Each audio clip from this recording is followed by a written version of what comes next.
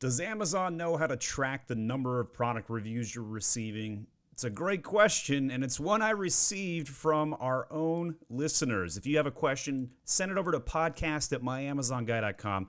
They wrote, "We encountered a metric we're struggling to define. I figured it was worth reaching out to you guys to see if you had found out more than we have. For U.S. brands, Amazon recently added a report called Brand Performance. It can be found under Reports, Business Reports by ASIN Brand Performance." And then he sent a screenshot, which I'm going to share here. As seen in this screenshot, lost my place, it shows a couple of different metrics, including average customer review and number of customer reviews.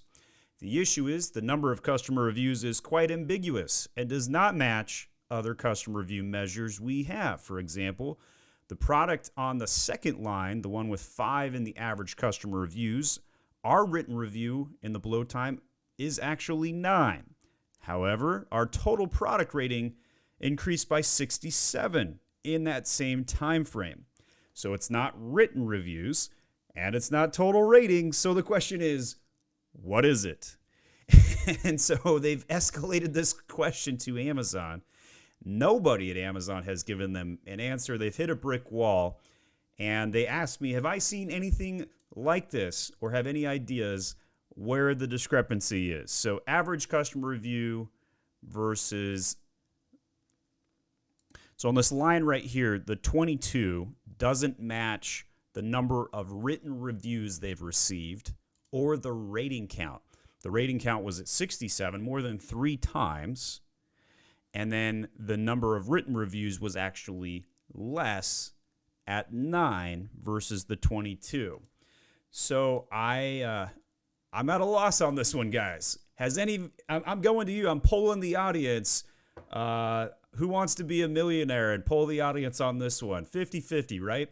So I have no idea. Sometimes when Amazon adds new metrics, they're not necessarily calculating it in a sensical or logical way. And clearly in this particular instance, the way it's being calculated, it doesn't correlate to anything that we have public control on. Some of the things that I could speculate here is that perhaps the review count is going to match the written review count, but is got the date range messed up. Maybe there was a patch of reviews that was held in review for a human to read through them and scan them before they publish them, with some potential possibilities that the number is correct, but the date ranges are off. But it doesn't necessarily make sense. I don't know why Amazon would track this metric the way they are, and I'm not sure. So if you guys have an idea, leave it in the comments section. If you're also wondering, just mosey on down there and say what you're thinking. We're all thinking that Amazon barely functions. That's what I'm thinking. My name is Stephen Pope. I'm the founder of My Amazon Guy. And if you guys have a question you want me to address, hopefully I'll know the answer to it. Send an email to podcast@myamazonguy.com.